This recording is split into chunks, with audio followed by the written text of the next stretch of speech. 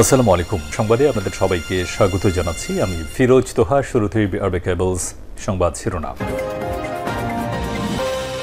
বাংলাদেশের সর্বশেষ গুরুত্বপূর্ণ আপডেট সংবাদে আপনাকে স্বাগত। শুরুতেই সংবাদ শিরোনাম, পরে বিস্তারিত। শুরুতেই জানাবো, বাংলাদেশ ভারত সীমান্তে ঘটল নজিরবিহীন ঘটনা। বাংলাদেশ ও ভারতের সীমান্তে নজিরবিহীন ঘটনা ঘটেছে। বাংলাদেশের রাজনৈতিক পথ পরিবর্তনের জেরে ভারতে অবৈধ অনুপ্রবেশ বাড়তে পারে এমন আশঙ্কায় সীমান্তে কাঁটাতার বিহীন স্থলে গেল বেশ কিছুদিন ধরেই কাঁটাতারের বেড়া দেওয়ার কাজ শুরু করেছে ভারত। সেই কাঁটাতার দেয়াকে কেন্দ্র করেই সংঘাতে জড়ালো দুই দেশের জনতা এবং সীমান্তিরক্ষী বাহিনী। পাল্টাপাল্টি জমায়েত স্লোগান, পাল্টা স্লোগানে উত্তপ্ত হয়ে ওঠে মাহাদীপুর সোনা মসজিদ সীমান্তের কাছে আর পশ্চিমবঙ্গের মালদা জেলার বৈষ্ণবনগর সীমান্ত এলাকা। বাংলাদেশের রাজশাহী এলাকার সোনা মসজিদ এলাকায় এই পাল্টাপাল্টি জমায়েত ও স্লোগান উত্তপ্ত হওয়ার ঘটনা ঘটেছে। বাংলাদেশের দিকে এই এলাকাটি রাজশাহী জেলার শিবগঞ্জ থানার আওতাধীন। এরপর জানাবো, খালেদা জিয়াকে বিদায় জানাতে সড়কে নেতাকর্মীদের ভিড়। উন্নত চিকিৎসার জন্য যুক্তরাজ্যের লন্ডনের উদ্দেশ্যে ঢাকা ত্যাগ করছে বিএনপি চেয়ারপারসন ও সাবেক প্রধানমন্ত্রী বেগম খালেদা জিয়া। তাকে বিদায় জানাতে রাজধানীর বিমানবন্দর এলাকা সড়কে নেতাকর্মীদের ঢল নেমেছে। এদিকে জুলাই গণহত্যা শেখ হাসিনা সহ ৭৫ জনের পাসপোর্ট বাতিল। জুলাই গণহত্যার সঙ্গে জড়িত থাকা শেখ হাসিনা সহ আওয়ামী লীগের ৭৫ জনের পাসপোর্ট বাতিল করা হয়েছে। আজ ৭ই জানুয়ারি ফরেন সার্ভিস একাডেমিতে সংবাদ সম্মেলনে সব তথ্য জানান প্রধান উপদেষ্টার উপপ্রেস সচিব আবুল কালাম আজাদ মজুমদার। এছাড়াও গুমের ঘটনায় জড়িত থাকার অভিযোগে বাতিল করা হয়েছে আরও ২২ জনের পাসপোর্ট। জানাবো, কোটার বিষয়ে যা বললেন শিবির সভাপতি। বাংলাদেশ ইসলামী ছাত্র শিবির যৌক্তিকতার বাইরে কোনো কোটা রাখার পক্ষে না বলে মন্তব্য করেছে ছাত্র শিবিরের কেন্দ্রীয় সভাপতি জাহিদুল ইসলাম। এদিকে চকরিয়ায় কিশোরীকে দলবদ্ধ ধর্ষণের ঘটনায় গ্রেপ্তার ৭। কক্সবাজারের চকরিয়ায় কিশোরীকে দলবদ্ধ ধর্ষণের ঘটনায় জড়িত সন্দেহে আরও ৪ জনকে গ্রেপ্তার করেছে পুলিশ। এ নিয়ে মোট ৭ জনকে গ্রেপ্তার করা হলো। আজ রাত থেকে ৭ই জানুয়ারি বিকেল পর্যন্ত চকরিয়া ও মহেশখালী উপজেলার বিভিন্ন এলাকায় অভিযান চালিয়ে তাদের গ্রেপ্তার করা হয়। এবং সর্বশেষ জানাবো, রিউমার স্ক্যানারের প্রতিবেদন, শেখ হাসিনার সঙ্গে মোদির লং ড্রাইভের ছবিটি সম্পাদিত। সম্প্রতি সামাজিক যোগাযোগ মাধ্যম ফেসবুকে ভারতের প্রধানমন্ত্রী নরেন্দ্র মোদী ও বাংলাদেশের সাবেক প্রধানমন্ত্রী শেখ হাসিনার একটি ছবি ভাইরাল হয়েছে। ছবির ক্যাপশনে দাবি করা হয়েছে, শেখ হাসিনাকে নিয়ে লং ড্রাইভে গিয়েছে ভারতের প্রধানমন্ত্রী। আজ এ বিষয়ে একটি প্রতিবেদন প্রকাশ করে বাংলাদেশের ফ্যাক্ট চেকিং বা তথ্য যাচাইকারী প্রতিষ্ঠান রিউমার স্ক্যানার। তাদের অনুসন্ধানে উঠে আসে শেখ হাসিনার সঙ্গে মোদির লং ড্রাইভের দাবিতে প্রচারিত ছবিটি এডিটেড বা সম্পাদিত। প্রিয় দর্শক, এতক্ষণ শুনছিলেন সংবাদ শিরোনাম, এবারে বিস্তারিত। তবে তার আগে বন্ধুরা, অনুরোধ থাকবে সংবাদটিতে একটি লাইক দিন। এই চ্যানেলে আপনি নতুন হয়ে থাকলে আমাদের সংবাদটি দেখতে দেখতে চ্যানেলটি সাবস্ক্রাইব করে রাখুন, যাতে করে বন্ধুরা আমাদের পরবর্তী লেটেস্ট আপডেট সংবাদগুলো সবার আগে আপনার কাছে পৌঁছে যায়। কমেন্ট করে আপনার মূল্যবান মতামত জানিয়ে দিন। আপনি বিশ্বের কোন দেশ থেকে বা বাংলাদেশের কোন স্থান থেকে আমাদের সংবাদটি দেখছেন এবং শুনছেন। বাংলাদেশ ভারত সীমান্তে ঘটল নজিরবিহীন ঘটনা।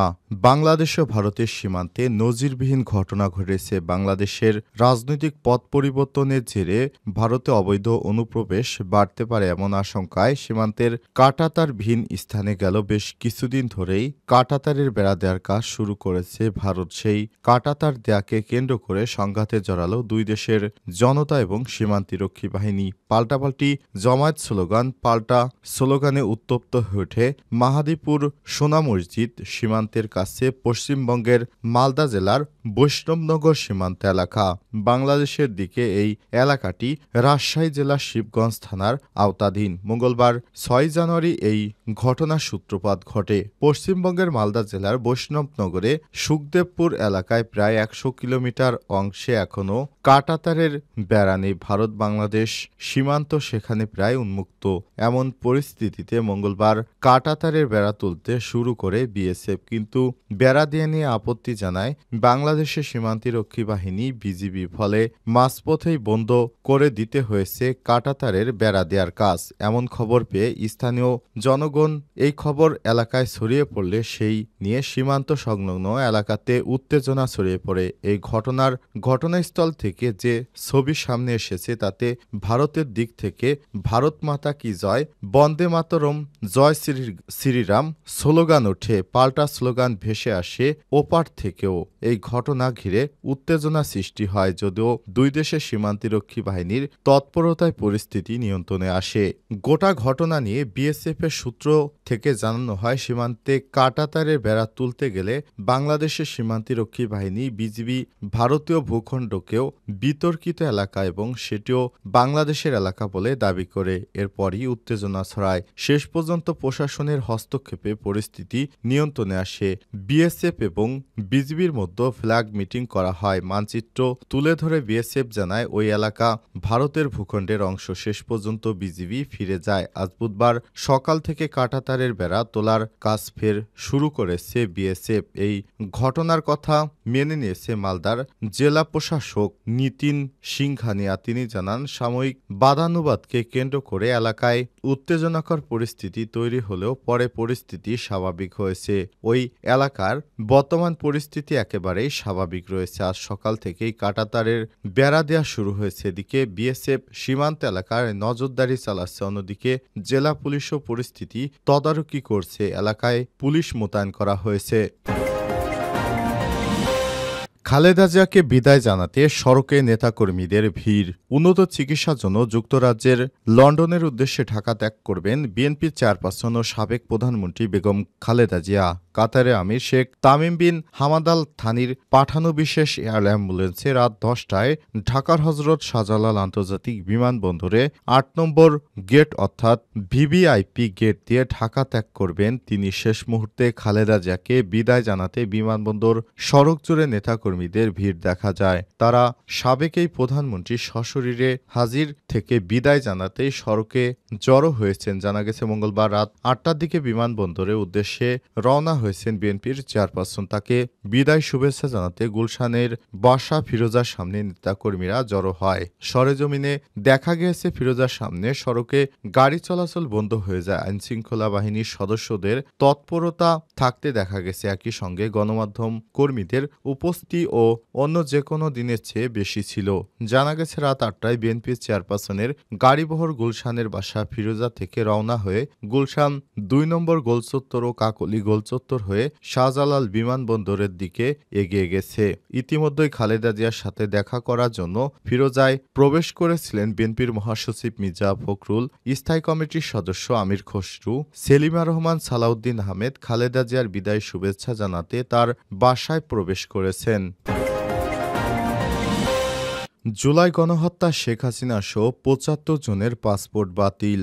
জুলাই গণহত্যার সঙ্গে জড়িত শেখ হাসিনা সহ ৭৫ জনের পাসপোর্ট বাতিল করা হয়েছে। মঙ্গলবার ৭ই জানুয়ারি ফরেন সার্ভিস একাডেমিতে সংবাদ সম্মেলনে সব তথ্য জানান প্রধান উপদেষ্টার উপপ্রেস সচিব আবুল কালাম আজাদ মজুমদার।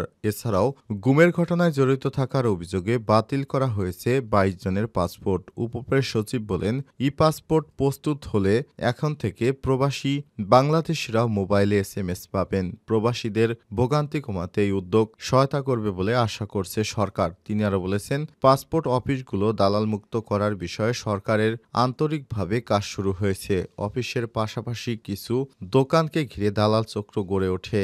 এখন থেকে এজেন্ট নিয়োগের মাধ্যমে পাসপোর্টের আবেদন ব্যবস্থা করা হবে। চলতি মাসের মধ্যে শিক্ষার্থীদের বই ছাপানোর কাজ শেষ হবে জানিয়ে আজাদ মজুমদার বলেন, এবার সময় মতো অনেকেই বই পায়নি, এজন্য সরকার আন্তরিকভাবে দুঃখিত। দেশেই সব বই ছাপা হচ্ছে বলে কিছুটা দেরি হচ্ছে। কোটার বিষয়ে যা বলেন শিবির সভাপতি।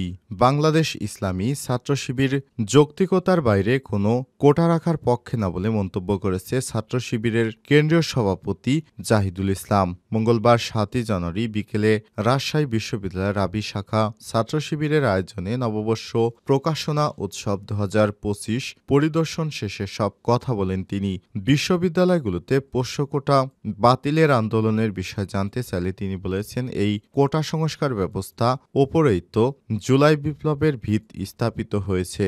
যৌক্তিকতার বাইরে আসলে কোনো কোটা রাখার পক্ষে আমরা না। রাজশাহী বিশ্ববিদ্যালয়ে যে কোটা আন্দোলন হচ্ছে সে বিষয়ে আমরা অবগত এবং আমরা রাজশাহী বিশ্ববিদ্যালয়ের সব দায়িত্বশীল প্রশাসন সহ সবার কাছে অনুরোধ থাকবে আমরা যাতে টেবিলে বসতে পারি। আমাদের রাজনৈতিক সবচেয়ে দুর্ভাগ্য হচ্ছে যে আমরা টেবিলে বসতে পারি না, আমরা খালি বাইরে কমেন্ট ও বক্তব্য দেই। আমরা যদি এই সংস্কৃতি থেকে বের হতে না পারি তাহলে আমাদের কপালে শুধু পোষ্য কোঠায় নয় সব কোঠায় থেকে যাবে। সুতরাং আমাদেরকে টেবিলে বসে তারপর সুন্দরভাবে আলোচনা করে সবকিছু সমাধান করতে হবে। ছাত্র রাজনীতির বিষয়ে তিনি বলেছেন, শিক্ষার্থীরা চাচ্ছে শিক্ষার্থী বান্ধব রাজনীতি। বিগত বছরগুলোতে আমরা যেটি দেখেছি সেটি হলো হল দখল করা, সিনিয়র জুনিয়রের মধ্যে এক ধরনের গোলামি। এই কালচারগুলোর মধ্য থেকে আমাদের বের হতে হবে। ৫ই আগস্ট পরবর্তী ছাত্র শিবিরের কার্যক্রমগুলো যেন শিক্ষার্থী বান্ধব ও মেধাভিত্তিতে হয়, আমরা সেই চেষ্টা করে যাচ্ছি।